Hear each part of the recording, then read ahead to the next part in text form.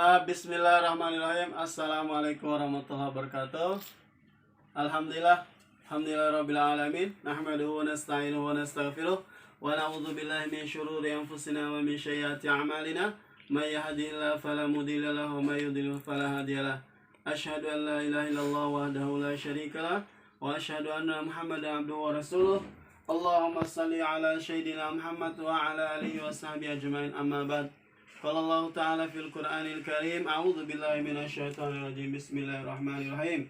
Ya ayyuhalladzina amanu taqullaha haqqa tuqatih wa la tamutunna illa wa antum muslimun. Wa qala Nabi sallallahu alaihi wasallam, man ahya sunnati faqad ahabbani wa man ahabbani kana ma'i fil jannah.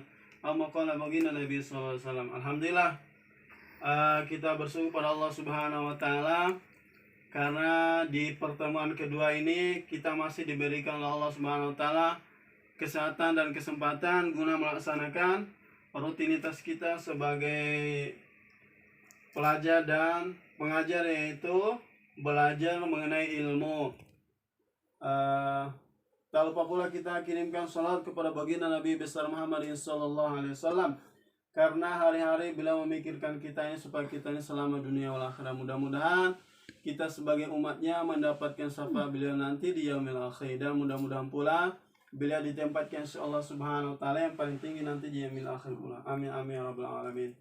Baiklah, untuk pertemuan kita yang kedua, yaitu kita akan membahas lanjutan dari pertemuan kita yang awal tadi. Yang pertemuan pertama yaitu lanjutannya, yang pertama kedudukan hadis dalam Islam.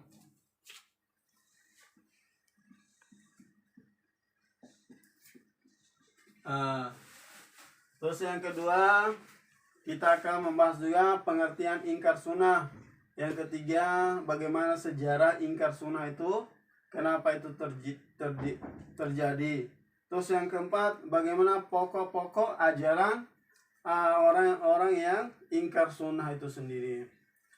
Untuk poin yang pertama kita akan membahas dulu.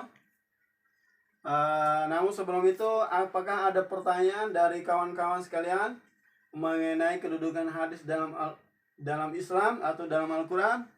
Oke, kalau tidak ada, saya akan membahas ya. Untuk kedudukan hadis dalam Islam, menurut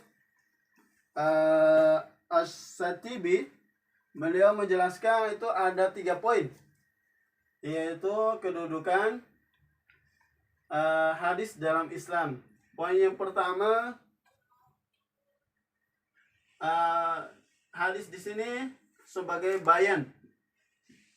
Ada yang tahu bayan?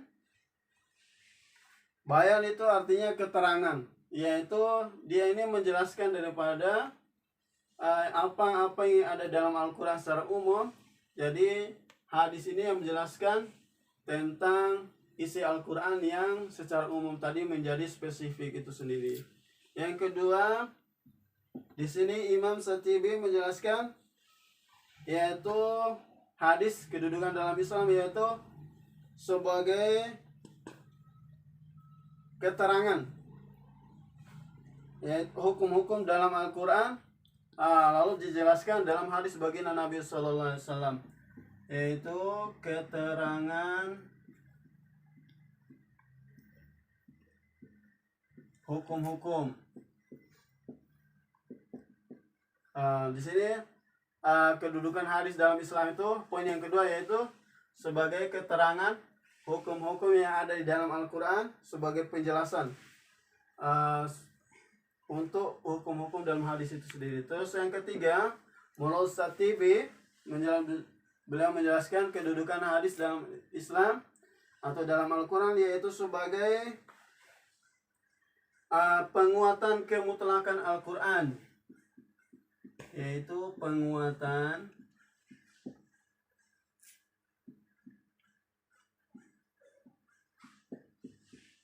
mutlak, ya. Jadi Al-Quran ini sudah kuat mutlak, tetapi untuk menguatkan itu sendiri yaitu ada hadis baginda Nabi sallallahu alaihi wasallam untuk menguatkan daripada Al-Quran yang isi-isi dalam Al-Quran itu sendiri. Ini kedudukan hadis dalam Al-Quran. Terus kita masuk di poin yang kedua, yaitu mengenai pengertian ingkar sunnah. Sebelum saya menjelaskan, ada yang tahu mengenai pengertian ingkar sunnah itu sendiri? Ada yang tahu? Ingkar itu apa? Ingkar itu artinya menolak daripada segala ajaran baginda Nabi Shallallahu Alaihi Wasallam. Itu adalah pengertian daripada ingkar. Jadi segala apa yang dikatakan oleh baginda Nabi SAW, apa yang dilakukan oleh baginda Nabi SAW, apa yang diperbuat oleh baginda Nabi SAW, yang dicontoh oleh baginda Nabi SAW, itu ditolak semua. Mereka hanya mengambil daripada Al-Quran itu sendiri. Padahal di dalam Al-Quran itu tidak boleh kita mengambil hukum di dalam Al-Quran saja, tetapi kita harus memadukan Al-Quran dengan sunnah. Sebagai contoh, mata uang itu sendiri, kalau sebelahnya sampai tidak ada gambar, maka mata uang ini tidak akan berguna untuk membeli sesuatu. Begitupun dalam hadis dalam Al-Quran, kalau kita tidak beriman pada baginda Nabi SAW, maka iman kita akan ditolak oleh Allah Subhanahu Wa Taala. Sejarah munculnya daripada ingkar sunnah ini, yang pertama kita bisa membedakan ada 2 poin, yaitu yang klasik, yang kedua modern. Sejarahnya yang pertama, sejarah ingkar sunnah ini yaitu pada masa Imam Syafi'i rahmatullah alaih, yang dimana beliau ini gelarnya yaitu orang-orang yang berjuang terhadap sunnah itu sendiri, dimana yang dipengaruhi orang-orang ingkar sunnah ini yaitu kaum jindik, yaitu mereka membuat daripada sekte-sekte Islam, yang dimana mereka mempropagandakan orang-orang Islam supaya mereka hanya beriman kepada Al-Quran dan menolak daripada sunnah-sunnah baginda Nabi Sallallahu Alaihi Wasallam. Mereka bertemu dengan Imam Syafi'i, mereka diajak diskusi dengan Imam Syafi'i, maka Imam Syafi'i menjelaskan dengan secara ilmiah, secara logika dan lain sebagainya. Setelah itu mereka menerima daripada sunnah ini sebagai sumber hukum Islam yang kedua. Ini terjadi di Turki.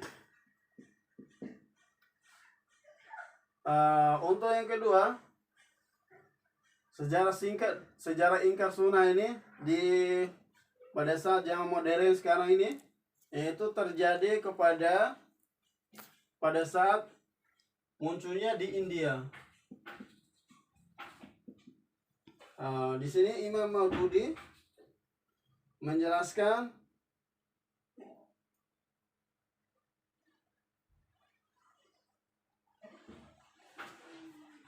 beliau yang dikutip oleh Khadim Hussein Ilahi Najasyi. Beliau adalah guru besar Fakultas Tarbiyah yang ada di Taif.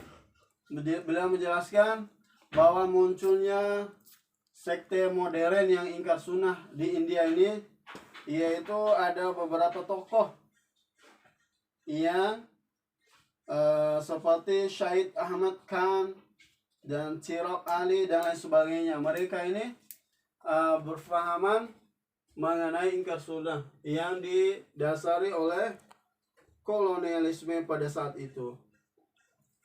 Terus pokok-pokok ajaran Islam ada beberapa. Pokok-pokok ajaran ingkar sunnah itu ada beberapa.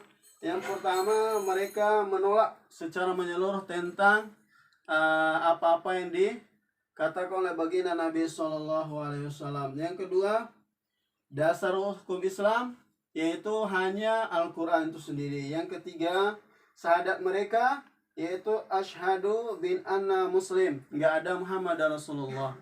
Itu adalah pokok-pokok ajaran Islam. Mungkin sampai di sini penjelasan kita pada pertemuan kedua ini. Mudah-mudahan apa yang kita dengarkan tadi kita amalkan dan sampaikan. Mudah-mudahan apa yang kita dengarkan kita amal dan sampaikan, dan kita tutup dengan doa Fathul Majlis.